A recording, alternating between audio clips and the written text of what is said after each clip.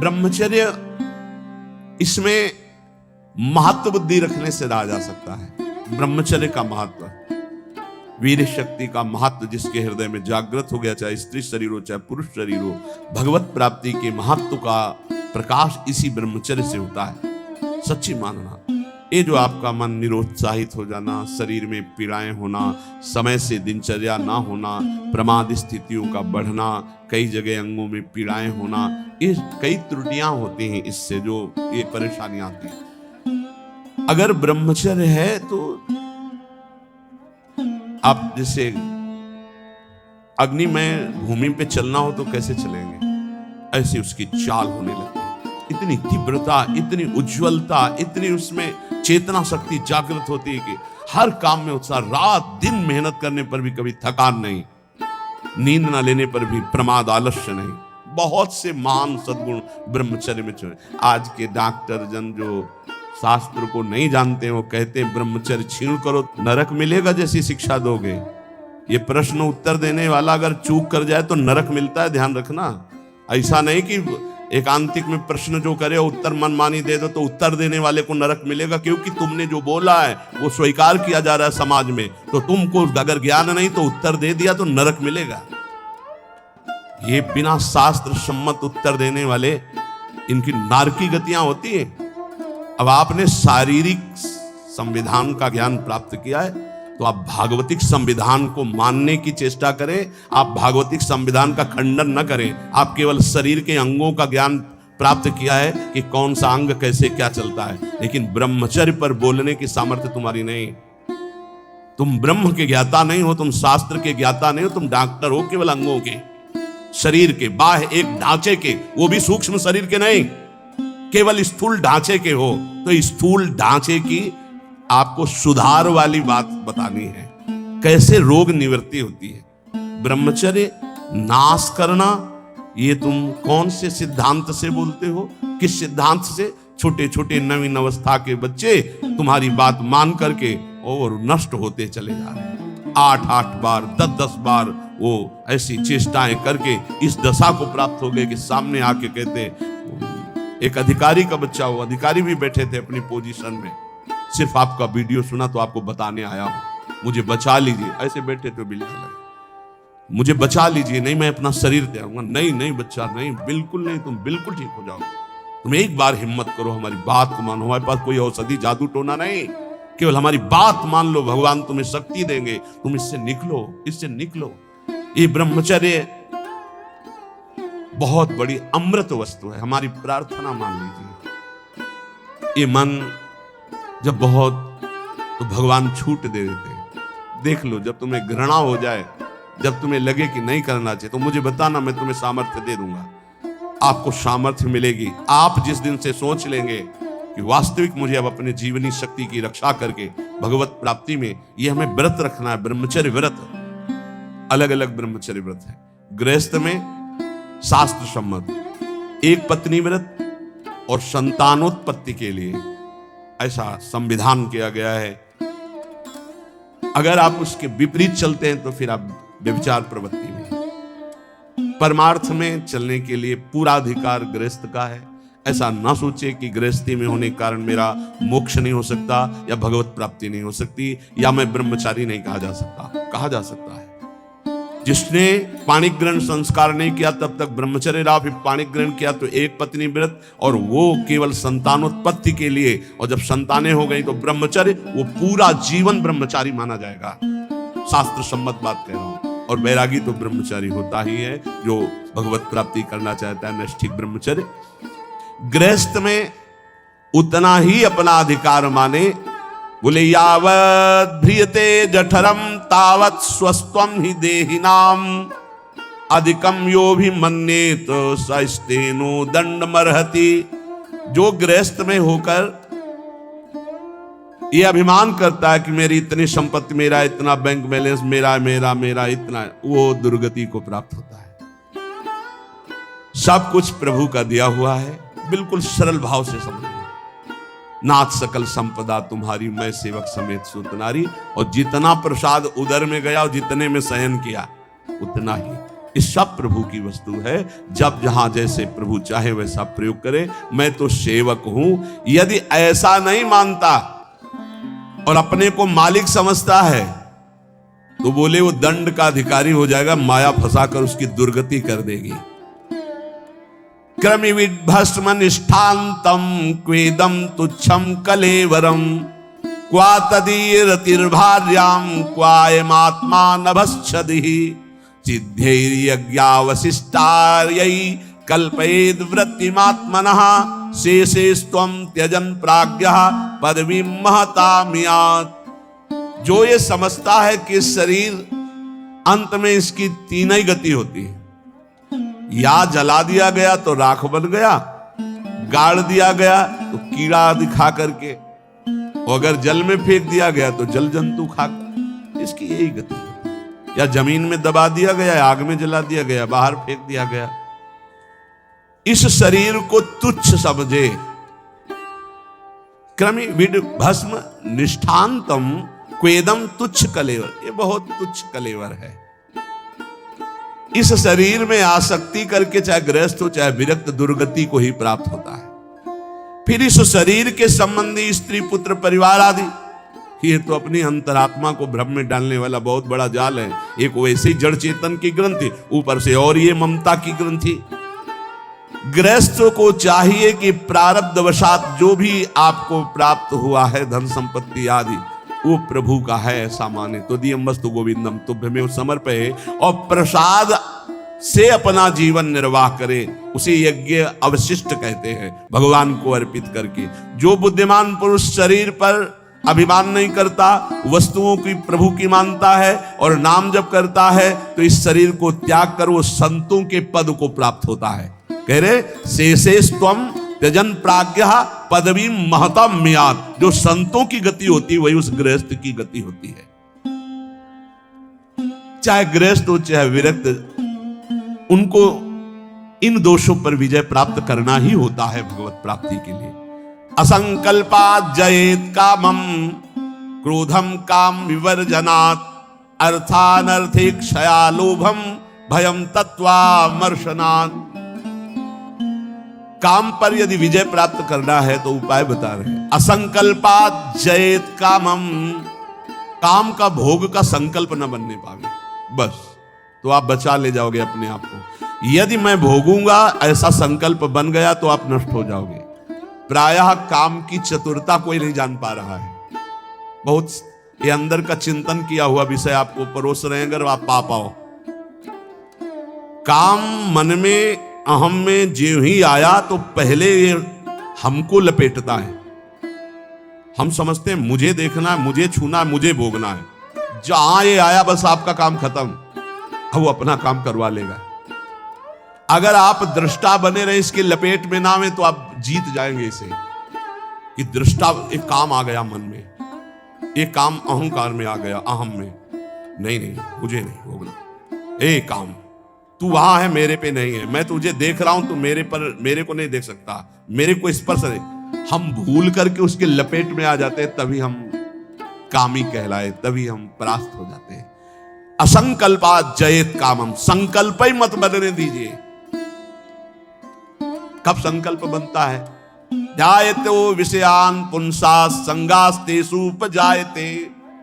जब हम विषयों का चिंतन करते हैं, देखा सुना बोला बातचीत की, उसका चिंतन बना, तो ध्यायतो विषयान् पुंसाः संगास्तेषु उपजायते। अब उस भोग करने की संकल्प वृत्ति जागृत हो रही है। कब? जब उसका चिंतन किया, उसको देखा, उसका सुना, उसका मन। इतना समय क्यों दिया? ये गलती क्यों की? असंकल्पात् जयेत् कामम, तुमने समय दिया, संकल्प बना दिया, अब तो तुम्हें भ्रष्ट होना ही पड़ेगा। अब तुम्हारे पास रह नहीं गया कुछ बचाने के लिए, ले जाएगा, नष्ट कर देगा, तुम तन्मय हो गए। काम से बचने का उपाय बता रहे हैं, ध्यान ना होने पावे, संकल्प ना बनने पावे। ध्यायतो विषयान् पुंसाः संगास्तेषु उपजायते, संगात् संजायते कामा, कामात् क्रोधो विजायते। क्रम है, क्रोधात् भवति सम्मोहा, सम्मोहा स्मृति विभ्रमः, स्मृति भ्रंशात् बुद्धिनाशो। बुद्धि, ये श्लोक पढ़ने में देर लगा है, उसको ये सब करने में देर नहीं लगती। असंकल्प के द्वारा, मतलब संकल्प त्याग के द्वारा, भोग का संकल्प ही ना होने पावे तो आप काम विजयी हो सकते हैं। इसीलिए कहते हैं राधा राधा राधा राधा। जब आपके अंदर वो चक्रव्यूह रचना रच रहा हो काम के चिंतन की, उसी समय तोड़ो राधा राधा राधा राधा। वो कहेगा चुप रहो, नाम मत जप करो, मेरी बात सुनो। आप सुनना नहीं, मैं देख रहा हूं कि तू काम है, मेरे में नहीं है, तू मन में है, अंतःकरण पे है, अब मैं तेरे को देख लूंगा, खत्म हो जाए। बहुत डरपोक है सब। यदि नाम चल रहा है और आप अपने को दृष्टा माने, आप में कभी काम था ही नहीं, आप में कभी काम है ही नहीं, आपको कभी काम परास्त नहीं कर सकता, क्योंकि आप भगवान के अंश हैं। ये मायावी आप पर प्रहार नहीं, आप अपने स्थान से चूक गए और आपने जे ही ये स्वीकार किया शरीर भाव से कि मैं पुरुष, मैं भोक्ता, अब मारेंगे आपको। यही गलती हमें फंसा रही है। क्रोधो काम विवर्जनात्। क्रोध कब आता है? जब हमारी इच्छा के विरुद्ध कोई कार्य करता है, तब क्रोध आता है। हम चाहते हैं कि आप शांत बैठिए, आप अशांत होकर के बोलने लगेंगे, हमें गुस्सा आ जाएगा। हम चाहते हैं धर्म से चलिए, आप अधर्म से चलेंगे, क्रोध आ जाएगा। हम जो चाहते हैं उसके विपरीत जब होता है तब क्रोध होता है। तो ये जो हम चाहते हैं, भले हम धर्म चाहते हैं, शांति चाहते हैं, मंगल चाहते हैं, तो ऐसी चाहत संभाल के कि बाहर अशांति, अंदर अशांति प्रवेश न कर पावे। अगर बाहर कोई अशांत हो रहा है तो जोई जोई प्यारो करे, जोई मोई भावे। शांत, आप तो शांत रहिए, अशांति आपके अंदर न जाने पाए, क्योंकि आप शांति प्रिय हैं। हम क्या करते हैं, बाहर शांति स्थापन के लिए अंदर शांति खो देते हैं। बाहर हमारी इच्छा के विपरीत हुआ कि अंदर हम अशांत हो जाते हैं, गड़बड़ी। बाहर अशांति होने दो, अंदर शांति बनी रहनी चाहिए। हमारे इच्छा के विरुद्ध जब कोई कार्य करता है तो क्रोध आता है। कामना के विरुद्ध जब कोई कार्य होता है तब क्रोध आता है। क्रोध सबसे पहला काम करता है, वो मूढ़ता पैदा कर देता है। क्या कहना चाहिए, क्या करना चाहिए, सब खत्म। मूढ़ता काम करती स्मृति का नाश करने का। मूढ़ता ही फौरन स्मृति का नाश किया। आप कौन है, आपका क्या कर्तव्य, आप क्या कर रहे हैं, भूल गए। और स्मृति नष्ट होते ही बुद्धि भ्रष्ट हो जाती है, और ये सब कहने में देर लगा या सेकंड में हो जाता है। इसीलिए क्रोध को जीतने के लिए इच्छा का त्याग करो। संतुष्टायन के नवा, कैसी भी परिस्थिति हो क्रोध नहीं आना चाहिए। फिर कह रहे हैं लोभम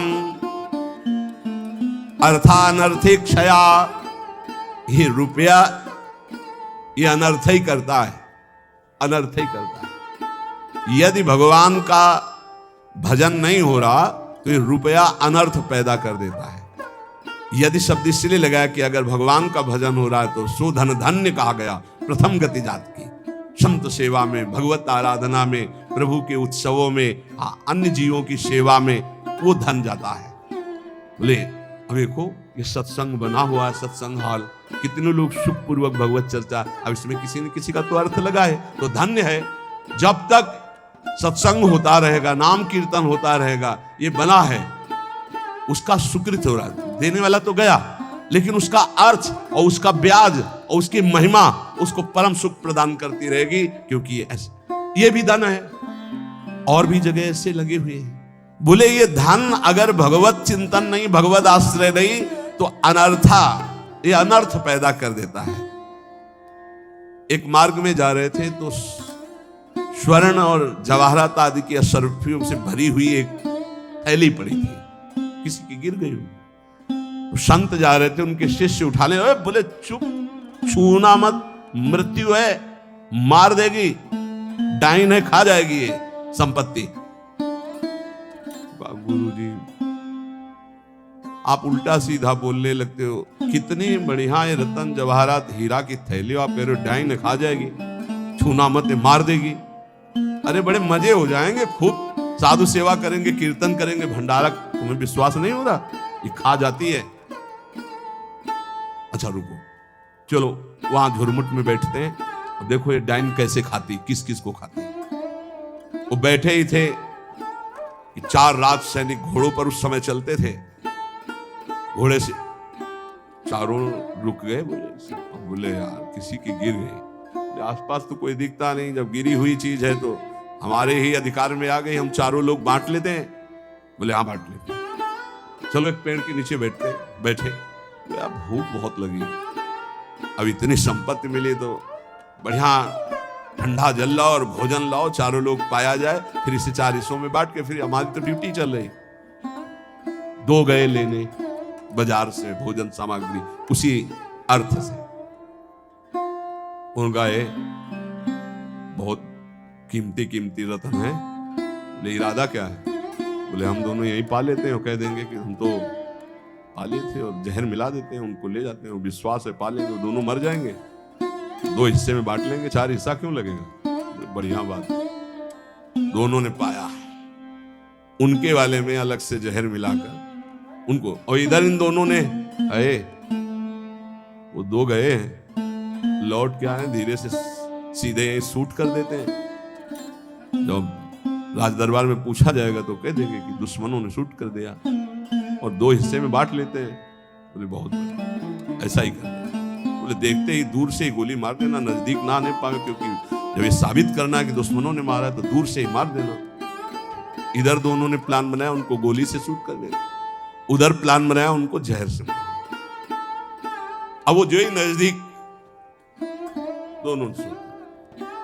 इसके बाद नजदीक गए, उनका यार खान पान की सामग्री तो है ही, अच्छे से खाया पिया जाए, 2 हिस्से किए जाए। दोनों ने बैठकर पेड़ के नीचे खाया, और ये ही जल पिया तो तीक्ष्ण जहर मिला था, दोनों मर गए, चारों मर गए। गुरुजी निकले, बोले देखा डाइन खा गई, जेव करते हो संपत्ति पड़ी खा गई, 4 को मार डाले, भाग यहां से, इसको मत छूना, कितनों को मार देगी।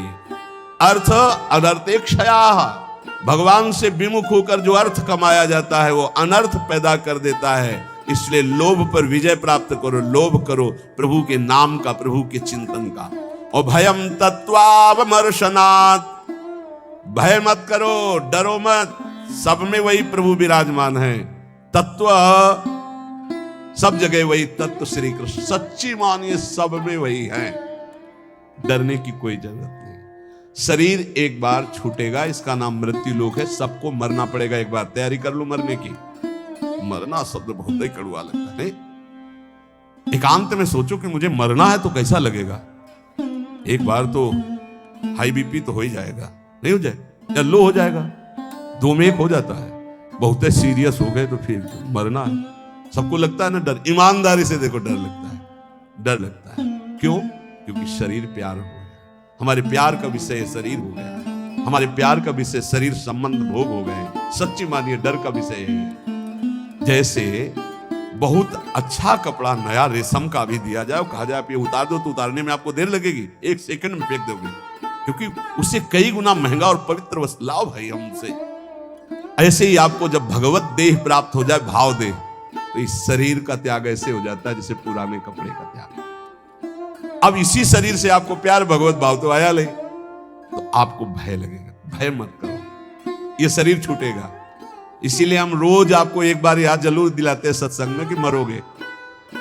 यहाँ के सत्संग का एक बार संजीवनी बूटी चम्मच में जैसे पवाई जाती ना, तो हम तुम्हें वचन से श्रवणेंद्रिय में डालते, ए मरोगे, सब मरोगे, एक दिन मरोगे। बोले सुबह सुबह रोज मरने की बात है बाबा जी करते हैं। जानते हो क्यों करते हैं? क्योंकि तुम्हें कभी नहीं मरना है। राम मरे तुम, मैं मरूं, नहीं तुम मरे मेरी बलाए, और अविनाशी का बालका मरे न मारा जाए। बात समझ रहे हो? तुम कभी नहीं मरोगे, तुम अविनाशी हो, लेकिन तुम शीशा में नहीं देख पाओगे अपने आप को। शीशा वाला जो है देखने में आता है वो मरेगा। समझ पा रहे हो? मरना बहुत ही खतरनाक लगे, और मरना सत्य है यहाँ, और आपका मरना नहीं है, कभी नहीं मर सकते, तुम अमर हो। साधना से अमर नहीं हो, तुम अविनाशी के बच्चा हो, तुम अविनाशी हो, तुम्हारा कभी नाश नहीं हो सकता। जहां ये बात आती देखो कितना अच्छा लगता है। नहीं नहीं, ये बहुत बढ़िया है कि एक लिमिट समय दिया है, 60 वर्ष, 70 वर्ष, 80 वर्ष, 100 वर्ष, इसके बाद आपका पुराना शरीर हटेगा, नया शरीर प्राप्त होगा। और अगर बीच में सौदा पक्का कर लो, माल इकट्ठा कर लो, तो भाव देह की प्राप्ति हो जाएगी, भगवत देह की प्राप्ति हो जाएगी, जहां कभी न बुढ़ापा है, न रोग है, न मृत्यु है, न शोक है।